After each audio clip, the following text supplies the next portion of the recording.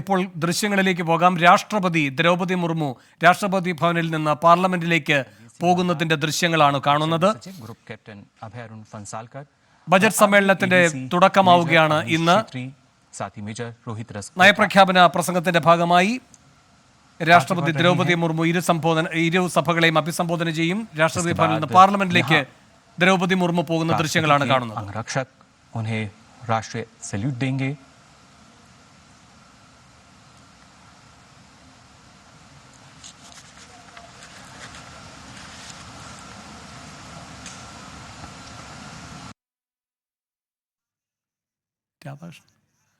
രാധാകൃഷ്ണൻ വിവരങ്ങളുമായി ചേരുന്നു. രാധാകൃഷ്ണൻ, എന്തൊക്കെയാണ് വിവരങ്ങൾ? വേണു, രാഷ്ട്രപതി പാർലമെന്റിലേക്ക് തിരിക്കുകയാണ്. ഒരുപക്ഷെ നമ്മുടെ രാഷ്ട്രപതി പുതിയ പാർലമെന്റിലേക്ക് ഉള്ള തൻ്റെ ആദ്യ സംയുക്ത സഭയെ അഭിസംബോധന ചെയ്യാനായിട്ടുള്ള സന്ദർശനം ഇന്ന് പറയാം. രാഷ്ട്രപതി ഫോർകോർട്ടിലേക്ക് എത്തുന്നു. അവിടെ നിന്നായിരിക്കും രാഷ്ട്രപതി അംഗരക്ഷകരോടൊപ്പം അവിടേക്ക് സഞ്ചരിക്കുക. അംഗരക്ഷകരുടെ അഭിവാദ്യം രാഷ്ട്രപതി സ്വീകരിക്കുന്ന കാഴ്ചയാണ് നമുക്ക് കാണാനായിട്ട് സാധിക്കുന്നത്. കുതിരപ്പട, രാഷ്ട്രപതിയുടെ അംഗരക്ഷകരായിട്ടുള്ള കുതിരപ്പടയുടെ സാന്നിധ്യത്തിലായിരിക്കും രാഷ്ട്രപതി പാർലമെന്റിലേക്ക് എത്തുക. പ്രധാനമന്ത്രി അടക്കമുള്ള കേന്ദ്രമന്ത്രിസഭാ അംഗങ്ങളും കക്ഷി നേതാക്കളും ചേർന്ന് രാഷ്ട്രപതിയെ സ്വീകരിക്കും. വലിയ പ്രാധാന്യമുണ്ട് പുതിയ പാർലമെന്റ് മന്ദിരത്തിൽ രാഷ്ട്രപതി നടത്തുന്ന ഈ അഭിസംബോധനയ്ക്ക്. പഴയ പാർലമെന്റ് മന്ദിരത്തിലാണെങ്കിൽ സെൻട്രൽ ഹാളിലാണ് ഈ അഭിസംബോധന നടത്തിയതെങ്കിൽ ഇത് ലോക്സഭയിലായിരിക്കും രണ്ട് സഭകളിലെയും അംഗങ്ങളെ രാഷ്ട്രപതി അഭിസംബോധന ചെയ്യാനായി പോകുന്നത്. പ്രത്യേകിച്ച് നിലവിലുള്ള രാഷ്ട്രീയ സാഹചര്യങ്ങളുടെ പശ്ചാത്തലത്തിൽ രാഷ്ട്രപതിയുടെ ഭാഗത്തു നിന്ന് വരുന്ന സന്ദേശത്തിന് വലിയ പ്രാധാന്യമാണ് കാണുന്നത്. നമുക്ക് രാഷ്ട്രപതി ഇപ്പോൾ അംഗരക്ഷകരുടെ അഭിവാദ്യം സ്വീകരിച്ചതിന് ശേഷം രാഷ്ട്രപതി ഭവനിലേക്ക് പോകാനായിട്ട് തയ്യാറെടുക്കുന്ന ദൃശ്യങ്ങൾ കാണാനായിട്ട് സാധിക്കും. രാഷ്ട്രപതിയോട് അംഗരക്ഷകർ അവിടേക്ക് എത്തിയിട്ടുണ്ട്. രാഷ്ട്രപതിയുടെ വാഹനം അല്പസമയത്തിനകം അവിടേക്ക്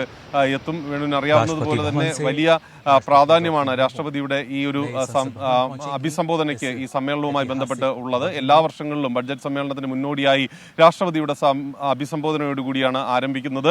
രാഷ്ട്രപതി ഇത്തവണ യാത്ര ചെയ്യുന്നത് ഈ കുതിരകളുടെ രഥത്തിലാണ് എന്നതാണ്. 1984 മുൻപ് വരെ ഉപയോഗിച്ചിരുന്ന രഥമാണ് ഇപ്പോൾ വീണ്ടും രാഷ്ട്രപതിയായതിനു ശേഷം ദ്രൗപദി മുർമു ഉപയോഗിച്ചു തുടങ്ങുന്നത്. ഇതിന് ഇടയിൽ ഒരു വർഷം പ്രണബ് മുഖർജി രാഷ്ട്രപതിയായിരുന്ന സമയത്ത് അദ്ദേഹം ഈ അഭിസംബോധനാ ഘട്ടത്തിൽ ഒരിക്കൽ ഉപയോഗിച്ചിരുന്നു. ഇന്ദിരാഗാന്ധിയുടെ മരണത്തിന് ശേഷം ഉണ്ടായ സുരക്ഷാ പ്രശ്നങ്ങൾ അതിനെ മുൻനിർത്തിയാണ് ഈ ബ്രിട്ടീഷുകാരുടെ കാലത്ത് ഉപയോഗിച്ചുകൊണ്ടിരുന്ന ഈ രഥം കുതിരകളുടെ രഥം അത് ഉപേക്ഷിക്കുന്ന ഒരു സാഹചര്യം ഉണ്ടായത്. വീണ്ടും ഈ ഒരുപക്ഷെ ഈ കൊളോണിയലിസത്തിൽ നിന്നൊക്കെ മടങ്ങുന്നു എന്ന് പറയുന്ന ഒരു സാഹചര്യത്തിലും അതിനൊരു വിരോധാഭാസം എന്ന് തോന്നുന്ന വിധത്തിൽ വീണ്ടും കുതിരകളുടെ ആ രഥം എത്തിയിരിക്കുന്നു. രാഷ്ട്രപതി ഇപ്പോൾ സഞ്ചരിക്കുന്നത് ഇന്ന് പാർലമെന്റിന്റെ ഇരു സഭകളെയും അഭിസംബോധന ചെയ്യാനായിട്ട് സഞ്ചരിക്കുന്നതും ഈ രഥത്തിലാണ്. നമുക്ക് ആ രഥത്തിൽ രാഷ്ട്രപതി നീങ്ങുന്ന കാഴ്ചകൾ കാണാം. രാഷ്ട്രപതി ഭവനിലെ ഫോർകോർട്ടിൽ നിന്നുകൊണ്ടാണ് രാഷ്ട്രപതി പാർലമെന്റിലേക്ക് യാത്ര തിരിക്കുന്നത്. രാഷ്ട്രപതി പാർലമെന്റിലേക്ക് യാത്ര തിരിക്കുന്ന ദൃശ്യങ്ങൾ ഇപ്പോൾ കാണാം. രാഷ്ട്രപതിക്ക് അകമ്പടിയായിട്ട് കുതിരപ്പടയായിരിക്കും ഉണ്ടാവുക. ഈ രാഷ്ട്രപതി ഭവൻ റൈസീന ഹിൽ മുതൽ പുതിയ പാർലമെന്റ് മന്ദിരം വരെ ശക്തമായിട്ടുള്ള സുരക്ഷാ സംവിധാനങ്ങളാണ് ഏർപ്പെടുത്തിയിരിക്കുന്നത്. പാർലമെന്റ് മന്ദിരത്തിനുള്ളിൽ മാധ്യമപ്രവർത്തകരും ഒപ്പം എംപിമാരും ചില ഉദ്യോഗസ്ഥ പ്രമുഖരും മാത്രമാണ് ഇപ്പോൾ ഉള്ളത്. കനത്ത സുരക്ഷാ സംവിധാനം, പ്രത്യേകിച്ച് കഴിഞ്ഞ തവണയുണ്ടായ സുരക്ഷാ വീഴ്ചകളുമായി ബന്ധപ്പെട്ട് ഈ പുക ആക്രമണം അടക്കമുള്ള വിഷയങ്ങളുടെ ഒരു പശ്ചാത്തലത്തിൽ കനത്ത സുരക്ഷാ സംവിധാനങ്ങളാണ് എല്ലായിടങ്ങളിലും ഒരുക്കിയിരിക്കുന്നത്. നമുക്ക് രാഷ്ട്രപതി അവിടെ നിന്ന് യാത്ര തിരിക്കുന്ന ദൃശ്യങ്ങൾ കാണാനായിട്ട് സാധിക്കുന്നുണ്ട്. രാഷ്ട്രപതി ദ്രൗപദി മുർമു അല്പസമയത്തിനകം പാർലമെന്റിന്റെ ഇരുസഭകളെയും പുതിയ പാർലമെന്റിന്റെ ലോക്സഭാ മന്ദിരത്തിൽ അഭിസംബോധന ചെയ്ത് സംസാരിക്കും. ഏതാണ്ട് ഇന്ത്യ റിപ്പബ്ലിക് ആയതിനു ശേഷം തുടർന്നിങ്ങോട്ടുള്ള എല്ലാ വർഷങ്ങളിലും ഇത് ഒരു കൃത്യമായിട്ടുള്ള അനുവർത്തിച്ചു വരുന്ന ഒരു ചടങ്ങാണ് രാഷ്ട്രപതിയുടെ അഭിസംബോധന എന്നുള്ളത്. അത് ഈ സർക്കാരുകളുടെ തെരഞ്ഞെടുപ്പുമായി ബന്ധപ്പെട്ട് സർക്കാരുകളുടെ മാറ്റമുണ്ടായാൽ പോലും അങ്ങനെയുള്ള ഒരു സാഹചര്യത്തിൽ അത് തുടർന്ന് വരുന്നു. ഒരു വീഴ്ചയും ഇക്കാര്യത്തിൽ ഇതുവരെ ഉണ്ടായിട്ടില്ല. ഇതിന് തുടർച്ച എന്ന രീതിയിലാണ് 2024 ലോക്സഭാ തെരഞ്ഞെടുപ്പ് പടിവാതിലിൽ വന്നു നിൽക്കുമ്പോൾ ഒരു ഇടക്കാല ബഡ്ജറ്റ് അവതരിപ്പിക്കാൻ രണ്ടാം നരേന്ദ്രമോദി സർക്കാർ തയ്യാറെടുക്കുമ്പോൾ അതിനു മുന്നോടിയായിട്ട് രാഷ്ട്രപതി ഇപ്പോൾ പാർലമെന്റിലേക്ക് എത്തുന്നത്. രാഷ്ട്രപതി നമുക്ക് ദൃശ്യങ്ങളിൽ കാണാം. ആ കുതിര വാഹനത്തിൽ രാഷ്ട്രപതി അല്പസമയത്തിനകം പാർലമെന്റിലേക്ക് എത്തും. പ്രധാനമന്ത്രി നരേന്ദ്രമോദി അടക്കമുള്ളവരായിരിക്കും രാഷ്ട്രപതിയെ സ്വീകരിക്കുന്നത്. ഫോർകോർട്ടിൽ നിന്നാണ് രാഷ്ട്രപതി യാത്ര തിരിച്ചിരിക്കുന്നത്. ഇനി നോർത്ത് സൗത്ത് ബ്ലോക്കുകൾക്ക് ഇടയിലൂടെയുള്ള റൈസിന ഹില്ലിന്റെ വഴിയിലൂടെ രാഷ്ട്രപതി വിജയ് ചൗക്ക് മാർഗം പാർലമെന്റിലേക്ക് എത്തുകയായി. അല്പസമയം ഏതാണ്ട് അരമണിക്കൂറിനുള്ളിൽ രാഷ്ട്രപതി പാർലമെന്റിലേക്ക് എത്തും. നമുക്ക് ആ ദൃശ്യങ്ങളിൽ കാണാം. മഞ്ഞ് വലിയ രീതിയിൽ ഡൽഹിയെ ബാധിച്ചിട്ടുണ്ട്. ആ മഞ്ഞിന്റെ ദൃശ്യപരിധി ഇല്ലായ്മ ഇപ്പോഴത്തെ സുരക്ഷാ സംവിധാനങ്ങളെയൊക്കെ വലിയ ബുദ്ധിമുട്ടുണ്ടാക്കിയിരിക്കുന്നു. അങ്ങനെയുള്ള ഒരു സാഹചര്യത്തിൽ പ്രത്യേകമായിട്ട് ഉള്ള ക്യാമറകൾ ഒക്കെ ഉപയോഗിച്ചുകൊണ്ടാണ് ഈ സുരക്ഷാ സംവിധാനങ്ങൾ നിവർത്തിച്ച് വരുന്നത്.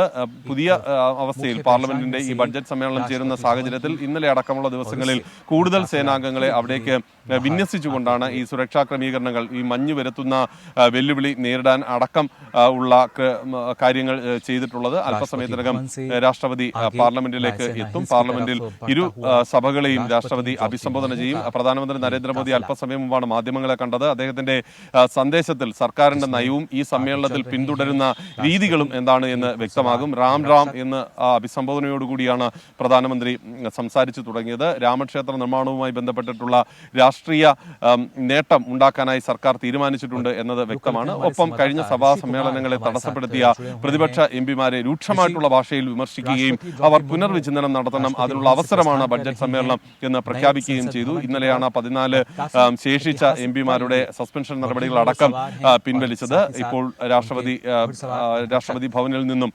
ഫോർകോർട്ട് കടന്ന് റൈസിന ഹില്ലിലേക്ക് പ്രവേശിക്കുന്ന റൈസിന ഹില്ലിന്റെ വഴികളിലേക്ക് പ്രവേശിക്കുന്ന കാഴ്ച നമുക്ക് കാണാനായിട്ട് സാധിക്കും. രാഷ്ട്രപതി ഈ വിധത്തിൽ എല്ലാ വർഷവും ഒരു തവണയാണ് ഏതെങ്കിലും പ്രത്യേകമായിട്ടുള്ള സമ്മേളനങ്ങൾ ഇല്ലെങ്കിൽ അഥവാ സത്യപ്രതിജ്ഞാ ചടങ്ങുകൾ ഇല്ലെങ്കിൽ രാഷ്ട്രപതി പാർലമെന്റിലേക്ക് എത്തുന്നതും സഭയെ അഭിസംബോധന ചെയ്യുന്നതും.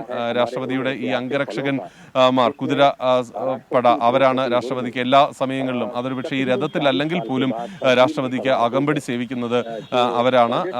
ഈ ദൃശ്യങ്ങളിൽ നമുക്ക് കാണാനായിട്ട് സാധിക്കും. ഏറെ പ്രൗഢഗംഭീരമായിട്ടുള്ള കാഴ്ച. ഇപ്പോൾ ഈ ഫോർകോർട്ട് കടക്കാനായി തയ്യാറെടുക്കുന്നതാണ് ദൃശ്യങ്ങളിൽ കാണാനായിട്ട് സാധിക്കുന്നത്. ഈ തണുപ്പിന്റെ വലിയ ബുദ്ധിമുട്ടുകൾ ഉണ്ട്. ഈ തണുപ്പിന്റെ ബുദ്ധിമുട്ടുകൾ ഉണ്ട് എങ്കിലും ഈ ബഡ്ജറ്റ് സമ്മേളനവുമായി ബന്ധപ്പെട്ടിട്ടുള്ള സുരക്ഷാ ക്രമീകരണങ്ങൾ പഴുതടച്ച വിധത്തിലാണ് തയ്യാറാക്കിയിരിക്കുന്നത്. നമുക്ക് ഈ ഫോർകോർട്ട് കടന്ന് നോർത്ത് സൗത്ത് ബ്ലോക്കുകൾക്ക് മുന്നിലൂടെ റൈസിന ഹില്ലിലൂടെ രാഷ്ട്രപതിയുടെ വാഹനം, കുതിരവാഹനം പോകുന്ന കാഴ്ച നമുക്ക് ദൃശ്യങ്ങളിൽ കാണാനായിട്ട് സാധിക്കും. പ്രധാനമന്ത്രി നരേന്ദ്രമോദി, കേന്ദ്രമന്ത്രിമാർ അടക്കമുള്ള പാർലമെന്ററി കാര്യ മന്ത്രി അടക്കമുള്ളവരാണ് രാഷ്ട്രപതിയെ സ്വീകരിക്കുക. ഉപരാഷ്ട്രപതി അല്പസമയത്തിന് മുമ്പ് പാർലമെന്റിലേക്ക് എത്തിയിട്ടുണ്ട്. ഉപരാഷ്ട്രപതി രാജ്യസഭയുടെ ചെയർമാൻ കൂടിയാണ്. അതുകൊണ്ട് അദ്ദേഹത്തിന് അങ്ങനെ ഒരു കർത്തവ്യം കൂടി ഇതിന്റെ ഭാഗമായിട്ട് നിവർത്തിക്കേണ്ടത് ഉണ്ട്. രാഷ്ട്രപതി അല്പസമയത്തിനകം അവിടേക്ക് എത്തും. ഏതാണ്ട് 1 മണിക്കൂറോളം നീളുന്ന പ്രസംഗമായിരിക്കും രാഷ്ട്രപതിയുടേതായി സാധാരണയായി ഉണ്ടാകുന്നത്. ഇത്തവണത്തെ ഈ സമ്മേളനത്തിൽ ചില പ്രധാനപ്പെട്ട പ്രത്യേകതകളുണ്ട്. അതിൽ ഏറ്റവും പ്രധാനപ്പെട്ടത്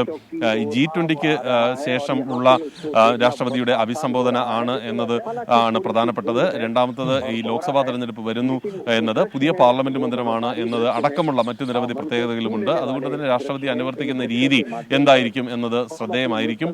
1 മണിക്കൂർ നീളുന്ന പ്രസംഗത്തിൽ സാധാരണഗതിയിൽ രാഷ്ട്രപതിമാർ തന്റെ സർക്കാർ എന്ന് പറഞ്ഞ് അവകാശപ്പെടുന്നത് സർക്കാരുമായി ബന്ധപ്പെട്ടിട്ടുള്ള വികസന പദ്ധതികളും തുടർന്ന് രാജ്യം നേടാൻ പോകുന്ന വികസന കുതിപ്പും സംബന്ധിച്ചാണ്. നമുക്കറിയാവുന്നതുപോലെ രാജ്യം 3ാമത്തെ സാമ്പത്തിക ശക്തിയായിട്ട് മാറും എന്ന അവകാശവാദത്തിന് ആണ് ഇപ്പോൾ കേന്ദ്ര സർക്കാർ ശ്രദ്ധ ഊന്നിയിരിക്കുന്നത്.